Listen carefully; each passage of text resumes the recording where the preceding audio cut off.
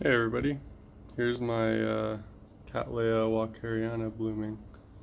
This is a tetraploid, so it's got 4 sets of chromosomes, and you can see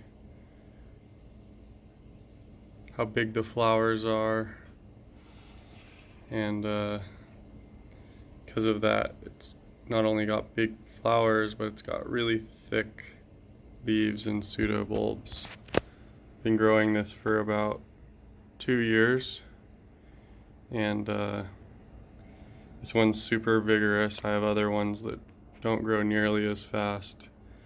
They're relatively easy to care for, but they require a bit different care than some of the other Cattleya you might have. They need a little bit more airy medium, but that doesn't mean they don't like water. They naturally grow in areas that have maybe reduced rainfall in comparison to some of the other jungle Cattleya species in Brazil, but they do receive nightly dew in their natural habitat. So if you can see, I've got really airy media. It's like 1/3 bark and then perlite, 1/3 perlite, and 1/3 leca stone.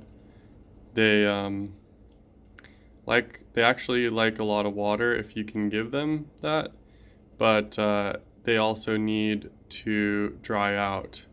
And what I've found is I don't do super well with divisions. If you can get seedlings and get them really well established in your conditions, they'll take off. It's hard, at least in my experience, and I'm only a novice, it's hard for me to get them going from divisions. I have division down here that I've rooted, but you can see that its pseudobulbs aren't super big for whatever reason. And this one bloomed for me as a division, but I don't count that as a bloom. Yeah, this is super well established down here, but I bought this one as a seedling, and I have some other ones down here, like this. And I find that when I buy them as seedlings and then get them under my care routine, I can get really strong root systems. And believe it or not, this is a blooming size or near blooming size. So that's another cool part about these species.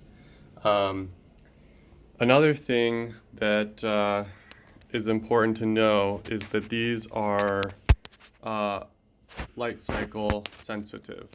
So when they enter their blooming season, and this one actually, and this is a good example of why you need to be careful about the day length. This one tried to bloom directly from the pseudobulb, but I was still running my light cycle and my house lights. I need to figure out a way to block ambient light out. But if you give them too much day length, they'll abort their blooms because the plant thinks it's blooming out of season. And there are walkeriana that will bloom regardless of nightlight exposure. But the thought is that those aren't necessarily pure strain. So they may have Cattleya latogeesii in them, or I believe that it's Cattleya dolosa that they may be hybridized with. And there's a number of walkeriana that kind of were developed in the 1980s in America that are now considered sort of suspect because they have been found to not necessarily group genetically with wild type walkerianas. Doesn't matter if you're just a hobbyist, but some people care about that. But yeah, the day cycle is really important. Otherwise, you might have poor blooming or no blooming at all. So that's just another thing to note. Another thing that I've found a huge benefit in getting small plants acclimated is using plant probiotics and Kelpmax. So I'll link a paper in the description below, but it's been found that Cattleya walkeriana really benefit from having plant growth promoting Rhizobacteria, also known as PGPR. And I found that to be the case. Once you get healthy populations of bacteria in the roots, they end up being a lot more resilient than I think is claimed online. And I think that's definitely a missing link. Obviously, you can sort of get over this by having absolutely perfect cultural conditions, but I don't. I grow, see if this will show. I grow in roughly 50% humidity, and I typically only get maybe 75 to 78 in the summer and about 70-degree averages in the winter. They also benefit from having a day and nighttime differential, so I think that's another important part of their culture.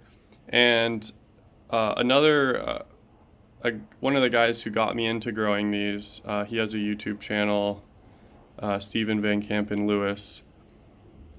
He correctly noted, and if you remember correctly when I started this, that they often in the winter are watered at night with dew in their natural habitat. So they, in my experience, and I found this, they really like to be watered at night. And that's how you can get the pseudobulbs really big.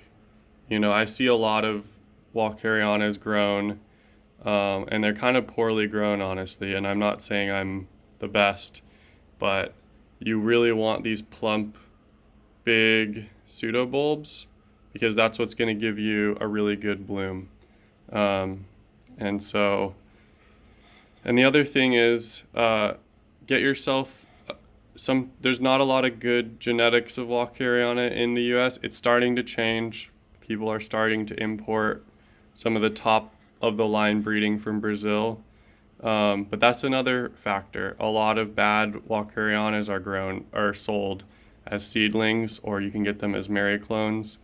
And they don't have very good genetics. They're not very vigorous. So don't beat yourself up if you're struggling to grow them. I highly recommend seeking out a good quality lineage, because that also is going to help you grow these a lot better. Anyway, I just thought I'd show you this really cool flower. They're a pretty amazing species. Look at how cool that labellum is. They're a really cool species. They smell amazing. They're super rewarding. They've got tons and tons of different color variations. I've got some seedlings that I'm hoping will bloom soon or in the next couple of years. And I'm not an expert, but if you have any questions about growing walkeriana, feel free to ask in the comments. They're a really cool plant. Like I said, they smell amazing. They are super unique because they bloom from a modified pseudobulb from the base of their normal pseudobulbs. There's only 2 orchid species that do that. But yeah, hope you guys are having a good day and happy orchid growing.